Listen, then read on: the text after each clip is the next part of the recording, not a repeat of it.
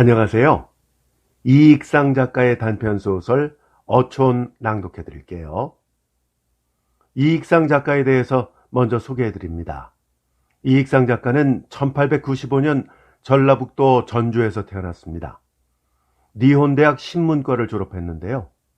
일본 유학 시절에 조선 고학생 동호회 활동에 참여를 했고요. 파스큘라 동인 그리고 카프의 발기인으로도 참여한 바 있습니다. 이익상 작가는 조선일보, 동아일보 등의 기자를 거쳐서 동아일보 학예부장, 매일신보 편집국장 등을 역임했지요. 1921년 5월 개벽에 예술적 양심을 결여한 우리 문단을 발표하면서 문필 활동을 시작했는데요. 주요 작품으로는 회사원의 반항적 심리를 그린 광란, 도시 생활을 청산하고 농촌에 낙향해서 흙냄새에 기뻐하는 주인공의 모습을 그린 흙의 그리고 쫓겨가는 이들 등이 있습니다. 그의 생활이나 작품은 주로 사회주의에 대한 지향적 성격을 나타내고는 있지만은 사회주의자로서 뚜렷한 활동을 하지는 않았던 것으로 보입니다. 그리고 작품의 내용도 살인과 방화 장면에 등장하는 신경향파적인 작품들과 어느 정도 거리를 유지하고 있어서 이익상 작가는 이상적 사회주의를 지향하려 했던 지식인 작가로 평가되고 있습니다. 단편소설 어촌 소개해 드릴게요. 제목 그대로 어느 어촌의 이야기인데요. 성팔은 아내와 아들 점동의 배웅을 받으면서 마을 사람들과 함께 고기잡이 하러 떠나게 됩니다.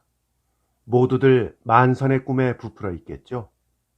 그런데 배가 출항한 바로 그날 밤 폭풍우가 몰아칩니다. 당연히 마을 사람들은 걱정이 이만저만이 아니겠죠. 성팔의 가족들도 마찬가지고요. 과연 고기잡이 배들은 무사히 마을로 들어올 수 있을까요? 소설의 이후 이야기는 직접 낭독을 들으시면서 확인하시기 바랍니다.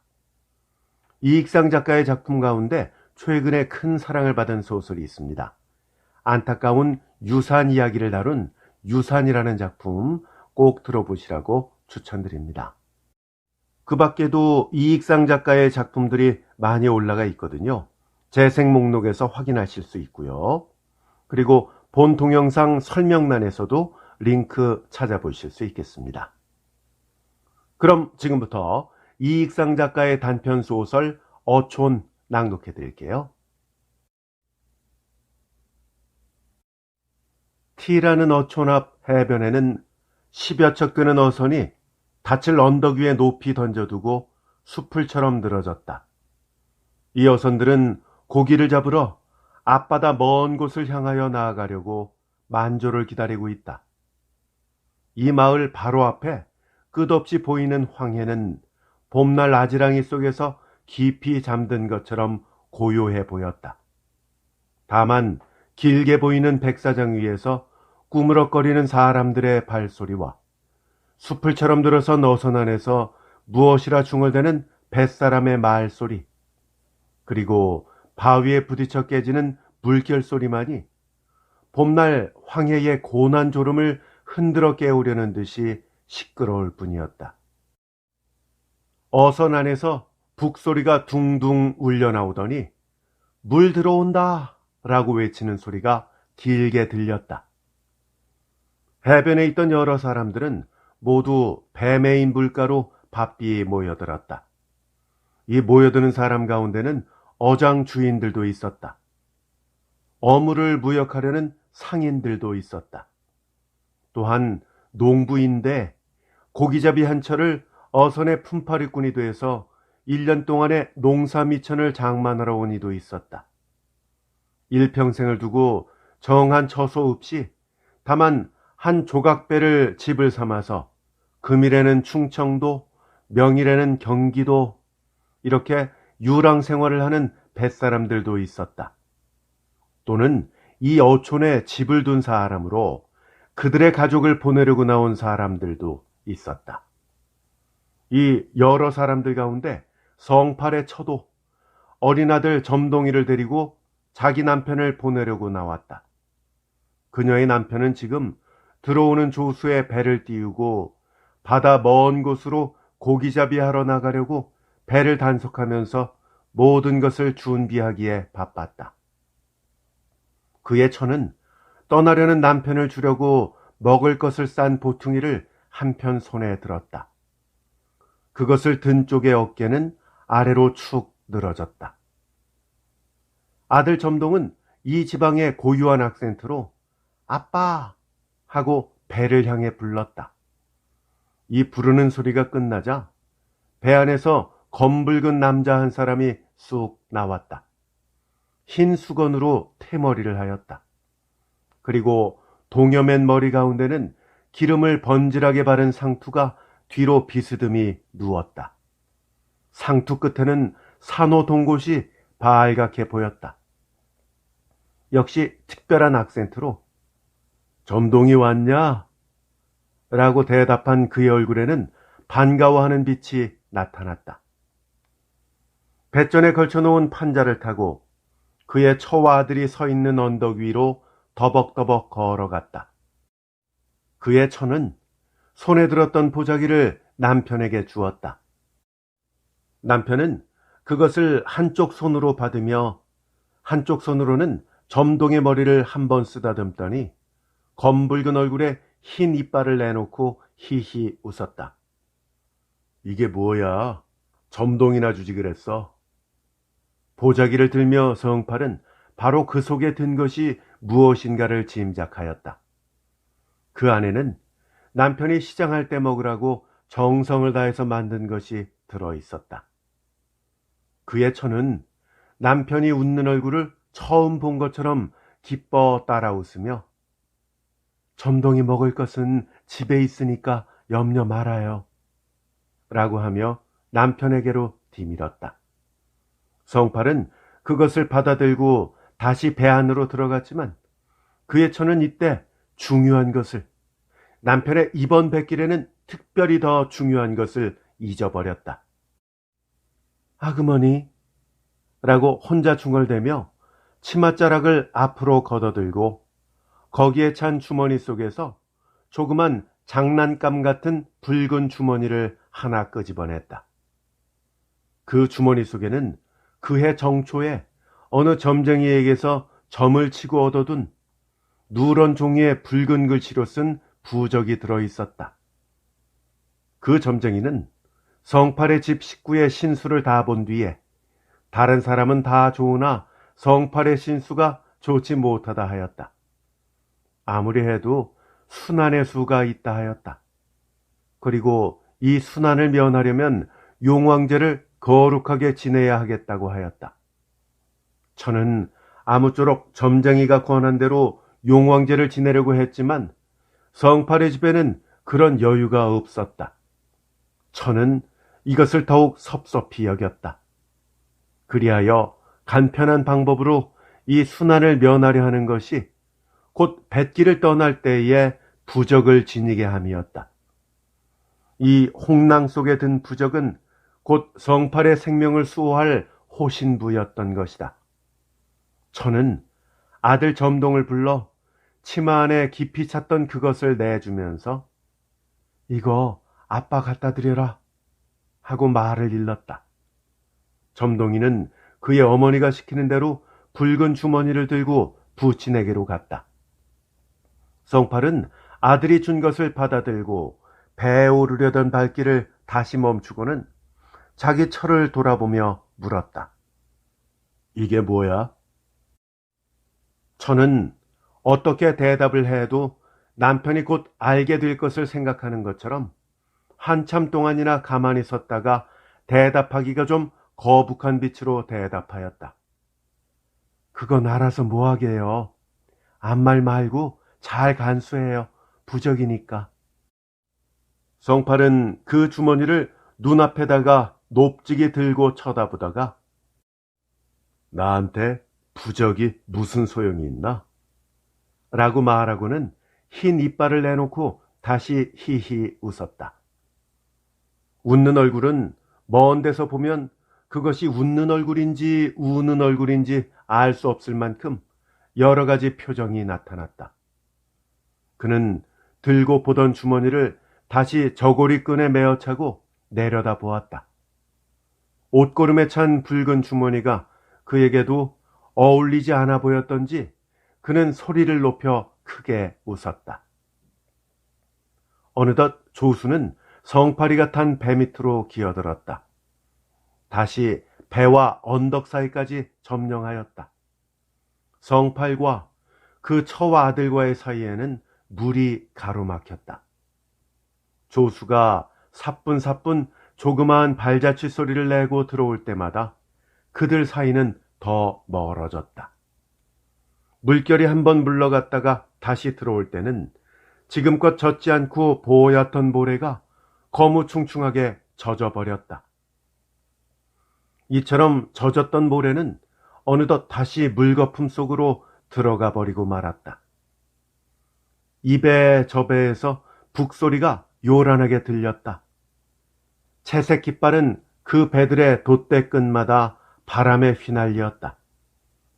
배는 삐걱삐걱 움직이는 소리가 들리더니 물결을 헤치는 노젓는 소리가 들리며 벌써 바닷가에서 멀어지기 시작하였다.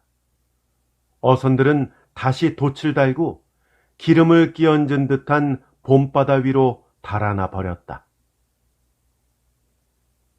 흰 모래가 덮인 바닷가 언덕으로 한 걸음 한 걸음씩 사뿐사뿐 기어 올라가던 조수도 봄날의 기나긴 해가 황해의 수평선 저편에 가까이 내려갈 때는 육지에 대한 모든 동경을 다 버린 것처럼 한 걸음 두 걸음 예터를 찾아 다시 물러갔다. 물러가는 물결은 자기의 존재를 이 바닷가에서 이 육지 위에 표시하려는 것처럼 물거품과 해초 조각을 바닷가 흰 모래 위에 남겨두고 갔다. 이것은 흡사 그 존재를 말하는 듯하였다.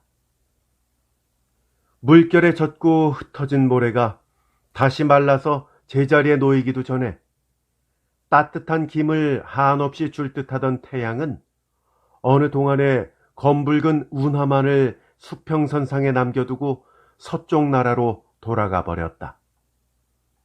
태양이 그 열렬한 자태를 수평선 위에 감추자 티촌 앞바다에는 물결이 일기 시작하였다. 동쪽 하늘에서부터 어두움과 함께 이 마을을 찾아온 구름대는 바다와 마을을 싸가지고 어느 먼 나라로 가려는 것처럼 마을의 뒷산 봉우리에서 해면을 향해 나직하게 날아 퍼졌다. 또 바람이 일기 시작하였다. 마을 주위에 우뚝우뚝 서 있던 나무들은 흔들렸다.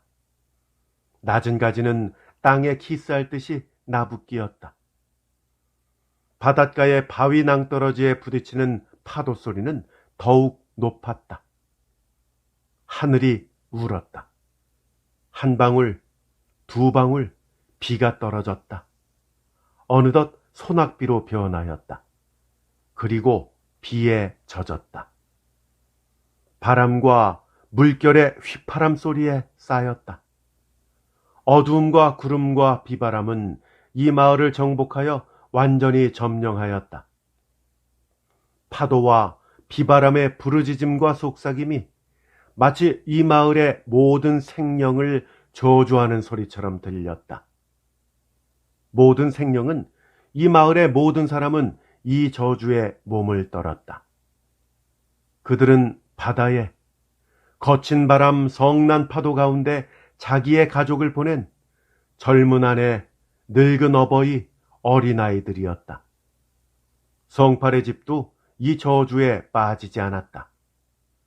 공포와 불안에 떨고 있는 집의 하나였던 것이다. 그 처는 어린 점동이와 단둘이 앉아서 그날 낮이 조금 늦었을 때에 바다로 외로이 떠나간 남편의 신상을 적이 걱정하였다. 점동은 어머니의 걱정에 쌓인 얼굴을 유심히 바라보더니 물었다. 엄마, 왜 이렇게 바람이 분다오? 어머니는 아들의 이런 묻는 말에 어느 아픈 상처를 주물린 것처럼 깜짝 놀라는 빛으로 대답하였다. 하느님 좋아하니까 별 수 있느냐? 이렇게 바람이 불어도 아빠 배는 괜찮을까? 괜찮지, 그럼. 어머니는 이렇게 대답을 하기는 했지만은 실상은 남편의 안부를 몰라 애태우는 가슴에 어린 점동이의 물음이 불을 더 붙이었다. 날이 언제나 들까? 그야 알 수 있나? 하느님이 하시는 일이라. 그렇지만 내일쯤은 개겠지. 그러면 이렇게 굳은 날에 아빠는 어디가 있어? 배아는 괜찮을까? 어머니는 다시 공포에 떨었다. 그녀의 얼굴에는 그러한 빛이 나타났다. 아들은 어머니의 대답을 기다리다가 또 물었다. 아빠가 탄 배는 지금 어디 있을꼬? 글쎄, 어디 있는지 알 수 없다. 어느 섬으로나 들어갔으면 좋겠다마는. 그녀는 어느 곳으로든지 무사히 피난했기를 마음으로 빌었다. 아들은 이런 바람에 배가 부서지는 일이 있는 것을 잘 알았다. 엄마, 아빠 배는 새 배니까 요까지 바람에는 암시랑찮겠지? 벌써 아버지의 생사가 배의 운명과 함께 될 것을 알고 있었다. 그리하여 어린 점동도 그 불안을 스스로 위로하고자 해서 이런 말을 한 것이었다. 성파리의 처는 밤이 깊을수록 공포의 날카로운 화살이 불안에 타들어가는 자기 가슴에 꽂히는 듯한 아픔을 느꼈다. 너는 잠이나 자려무나. 아들에게 자라고 권하였다. 잠 안 와. 아빠 배는 새 배지? 라고 또 물었다. 배는 새 배지만은. 어머니는 이처럼 중얼대다시피 힘없이 대답하였다. 그러나 그 다음은 뭐라고 이어 말해야 좋을는지 알 수 없었다. 몇 해 전에 이런 폭풍우가 이 마을을 한번 휘덮어 간 뒤에 그곳에 남은 것은 울음소리뿐이었던 것을 성팔의 처는 생각하였다. 오늘 밤의 폭풍우도 그때 못지 아니할 만큼 맹렬한 것을 문 바깥의 시끄러운 소리로 넉넉히 짐작하였다. 모든 불길한 예감이 그녀의 가슴에서 자라났다. 더욱 선명하게 가슴을 파고 들어갔다. 이러한 상서롭지 못한 모든 생각을 하지 않으리라고 하였다. 그리고 남편의 새로운 배가 다시 무사히 앞바다에 떠들어오리라고 하였다. 그러나 생각하면 생각할수록 남편이 탄 배가 다시 들어온다는 것은 그에게는 꿈에나 볼 수 있는 기적을 바라는 듯한 느낌이 있었다. 더욱이 어린 아들이 부친의 안부를 걱정하는 질문에 그의 폐장을 꾀해가며 스스로 위로한다는 것은 그녀에게 지금까지 한 번도 경험한 일이 없는 스스로의 속임이었던 것이다. 그녀는 마음이 미칠 듯하였다. 생각나는 그대로 하면 그녀는 그 자리에서 몸을 일으켜 사나운 비를 무릅쓰고 또 굳센 바람을 헤치고 다시 성난 파도 위에 떠서 어두운 가운데로 남편의 배를 찾으러 가고 싶었다.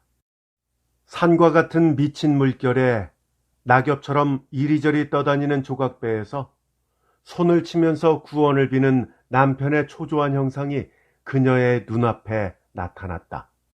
그녀는 또다시 이런 무서운 환영을 보지 않으려고 눈을 감았다. 그러나 감은 눈에는 더욱 분명하였다.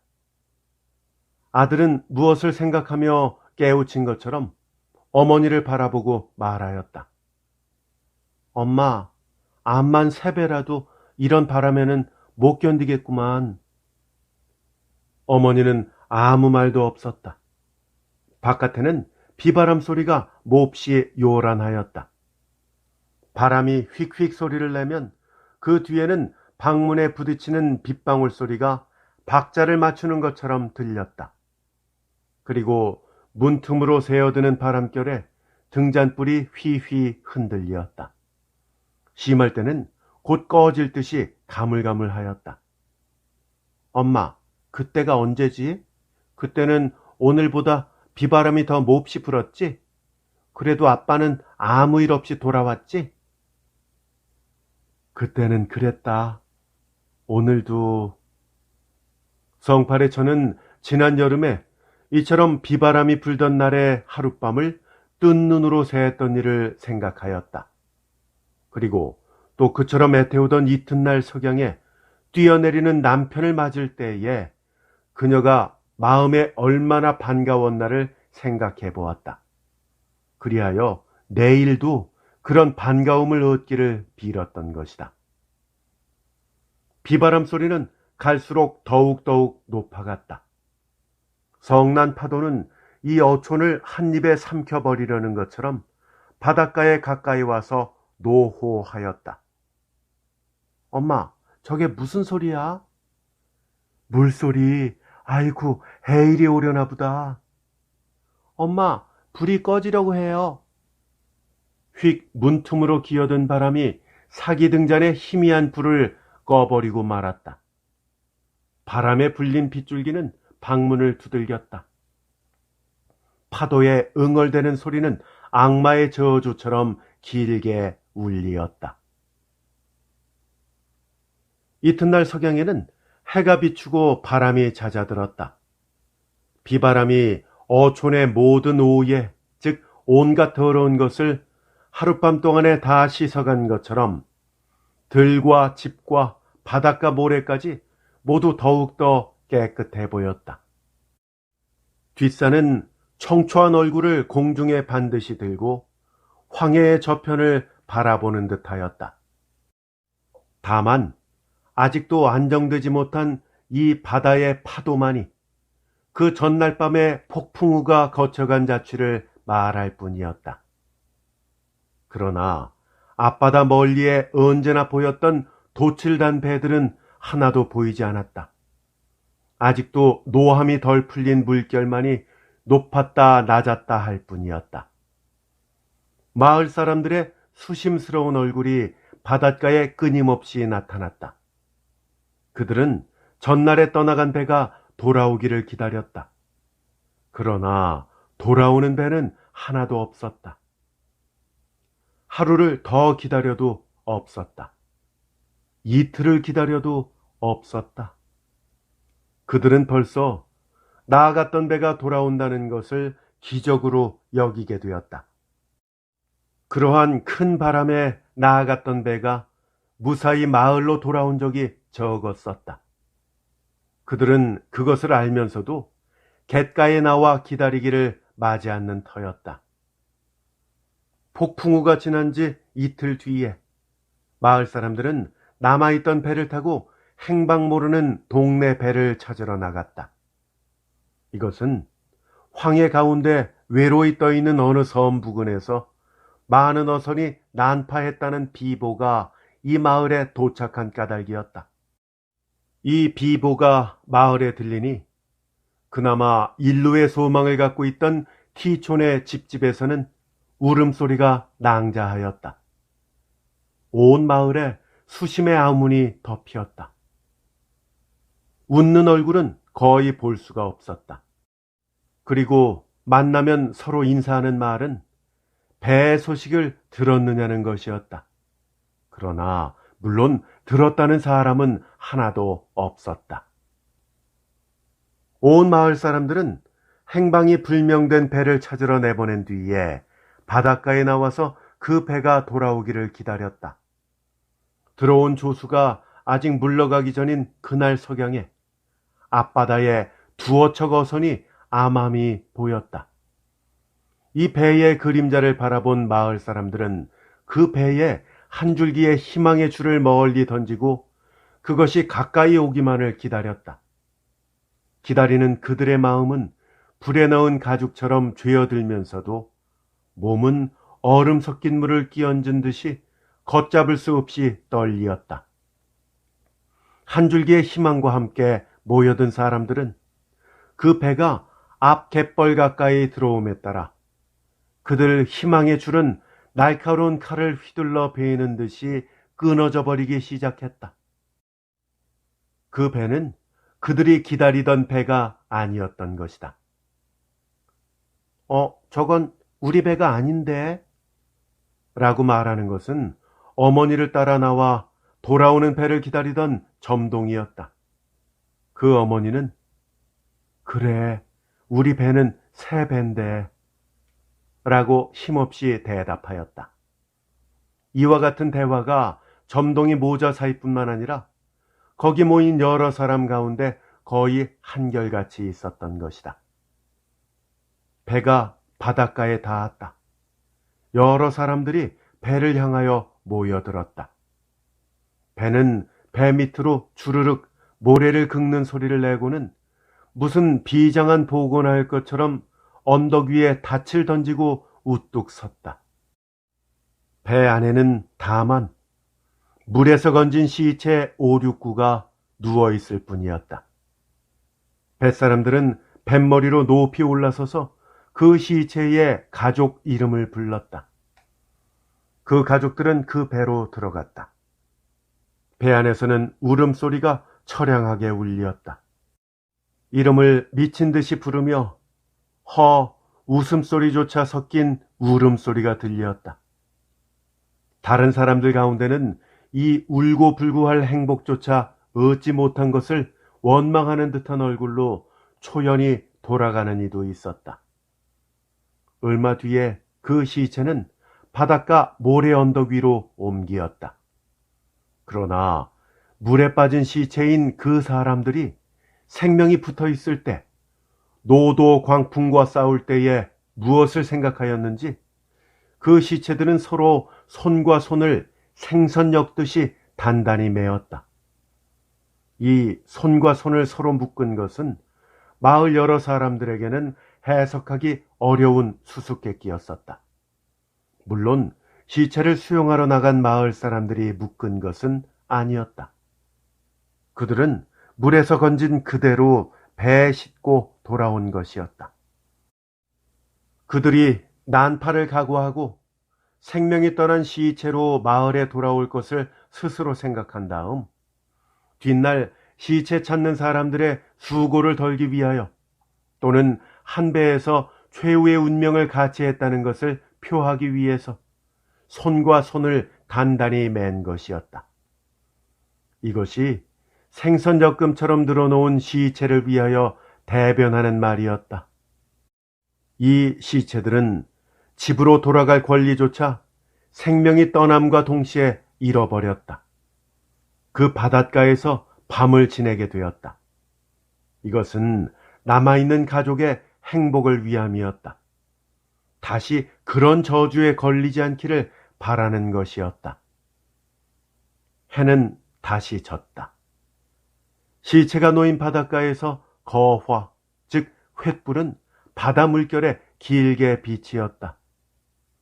물결이 움직일 때마다 불빛은 바다 위에 뛰놀았다. 울음소리만이 가끔 들렸다. 5, 6구의 시체가 마을에 돌아온 뒤로는 나머지 다른 사람의 소식은 영영 알 수가 없었다. 티어촌 앞바다에 배가 떠올 때마다 소식을 모르는 가족을 가진 사람들은 가슴을 따며 갯가로 덤볐지만 그것은 매양 알 수 없는 장사배나 그 마을 다른 사람들의 돌아오는 배였다. 성팔의 처도 이처럼 애를 태우는 사람의 하나였다. 그의 집에는 을에 끼니 때마다 성팔의 밥그릇이 그 방 아랫목에 파묻혀 있었다.